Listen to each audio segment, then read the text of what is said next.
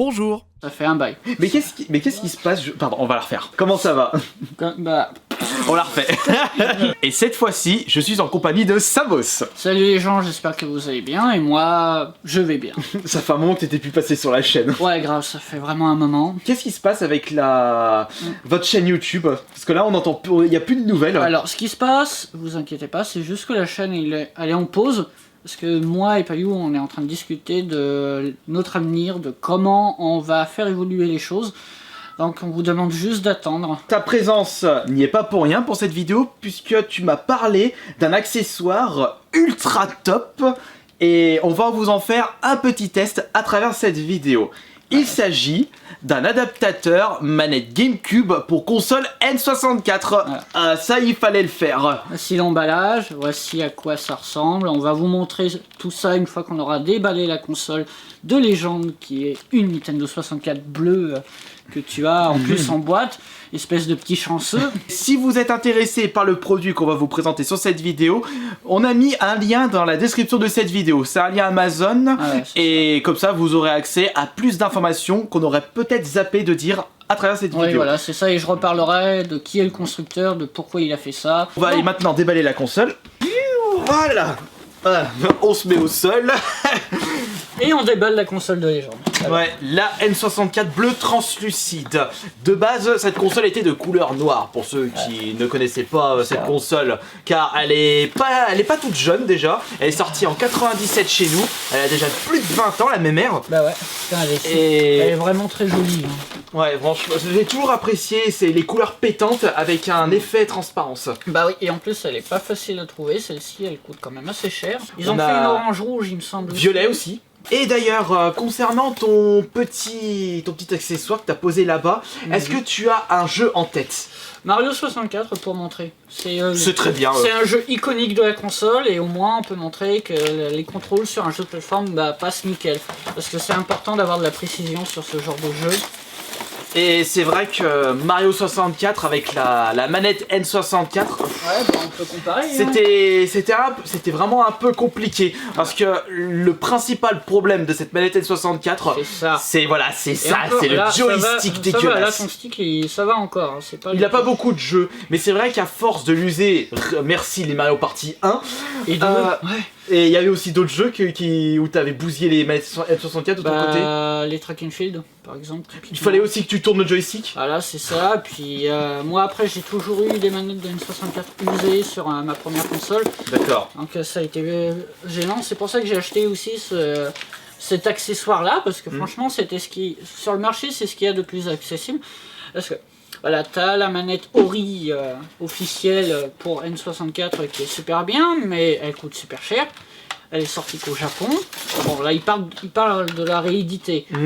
Et du coup, enfin tu dis super cher, faut compter combien? Il faut aller dans les 80-60 euros. Ah oui, ouais, c'est vrai que... Voilà, et en plus c'est de l'import, donc bon, paye les frais de douane et tout. Alors il y avait cette option là qui est bien. Maintenant, tu as un constructeur qui fait des sticks, des vrais sticks de N64 renforcés, mais qui coûtent super cher aussi. Et en plus, il faut remplacer, il faut démonter la manette pour mettre le nouveau stick. C'est des trucs qui valent plus de 100 euros. Et le joystick? Oui, le joystick. Et c'est américain, donc paye encore tes frais d'import. Et tu as un constructeur qui s'appelle Rafnet, qui est canadien, qui a fait ceci, qui est un adaptateur. Et là, moi, je l'ai eu pour une trentaine de dollars, donc... dollars canadiens. En dollars canadiens, donc... Enfin, par contre, je pense que t'as douillé en frais de port et douane. Non, ça va. Il me semble que j'en ai eu pour 25 € quand tu fais la conversion. Donc, du coup, j'ai pris ça. Et en plus, jouer à des jeux N64 avec une manette GameCube, que demander de plus?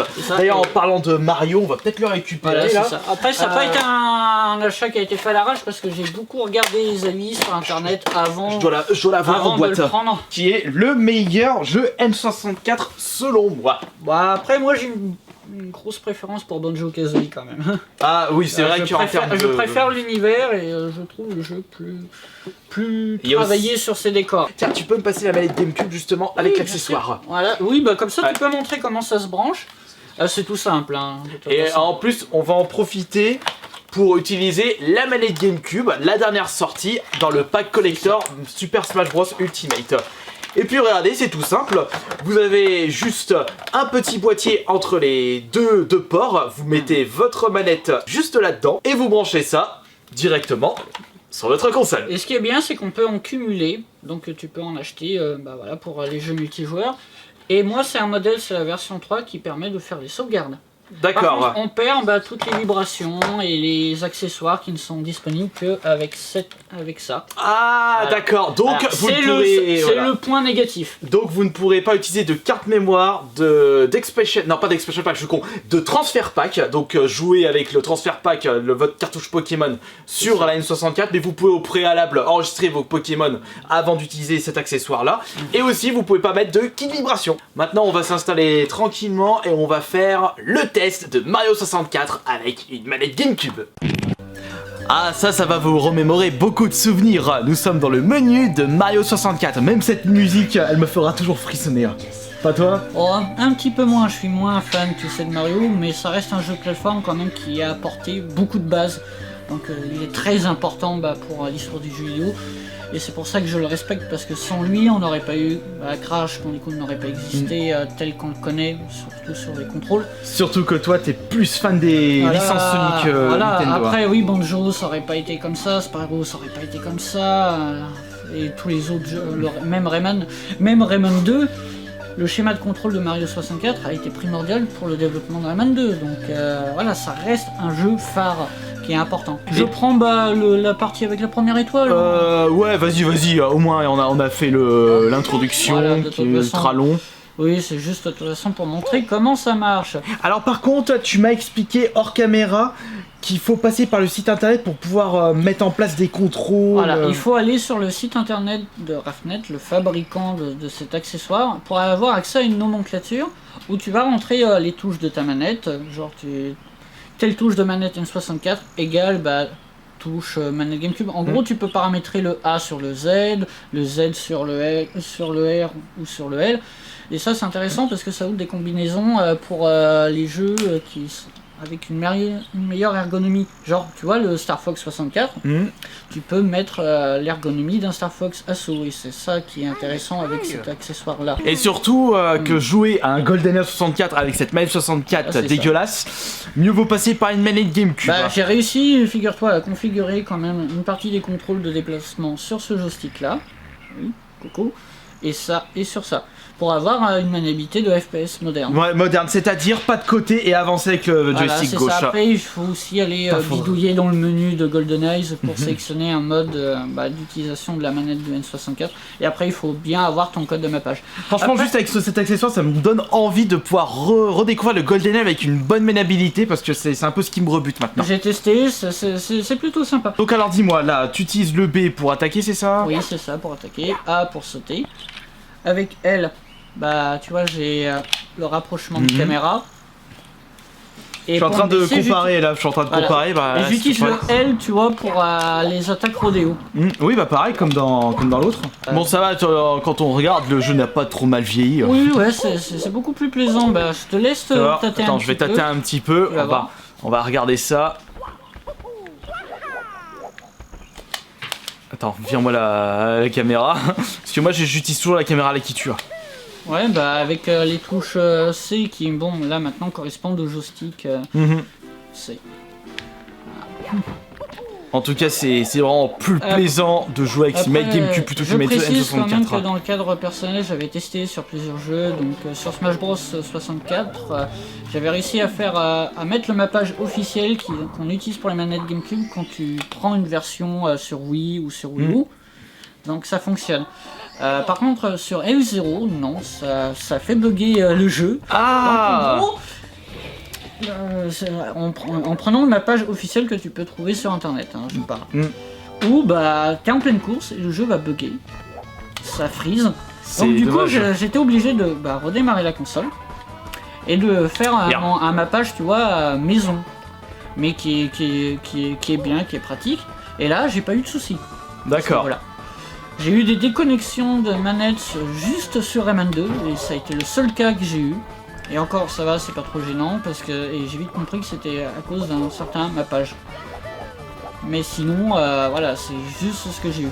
J'ai testé Zelda Ocarina of Time, par exemple, version N64, en mettant le même mappage que les versions GameCube.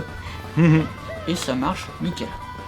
La seule différence que tu vas avoir, c'est que bien sûr sur N64, le jeu d'origine en français, il est en 50 Hz. Oui, et la version voilà. GameCube est en 60 Hz. Donc oui, voilà, c'est sur la fidélité des contrôles où ça va se jouer un peu, parce que c'est pas la même fréquence de jeu. Après, sinon, c'est la même chose. Bah c'est parfait du coup. Voilà. C'est pour ça que j'ai pris cet accessoire, c'est que ça m'ouvre ça ouvre le champ des possibilités et ça reste quand même. Tu joues quand même avec une vraie manette Nintendo, voilà. Donc, Et pas une manette avec joystick complètement immonde. Voilà, c'est ça, c'est pas les manettes chinoises que tu chopes sur internet. Après, je sais pas ce que vaut encore la manette qui est faite par Retro Fighter, qui est une manette modernisée de N64 où tu peux connecter les accessoires, qui est sorti là récemment. Je sais pas ce qu'il vaut. D'accord. Encore en termes de En tout cas, moi je trouve que c'est quand même bien de la part de sociétés et de boîtes de proposer des améliorations, de la nouveauté pour des consoles qui sont sorties il y a presque plus de 20 ans déjà. Voilà, Non, il y a plus de 20 ans pour la N64. Surtout que cette société canadienne, il fait aussi d'autres accessoires du même type, mais pour d'autres machines. Par exemple, j'avais vu qu'ils avaient sorti un truc pour mettre les manettes de Saturn sur PlayStation 1. Ou inversement, c'est marrant. Mais ce qui est intéressant, c'est aussi pour l'adaptateur, tu vois, pour avoir les manettes de Super Nintendo sur NES. Ça c'est bien Voilà. aussi. Après on peut passer par une Retron pour ça. Voilà, ils ont fait plusieurs choses qui sont sympas. Allez, on se dit à la prochaine. Ciao ciao. À la prochaine, bye.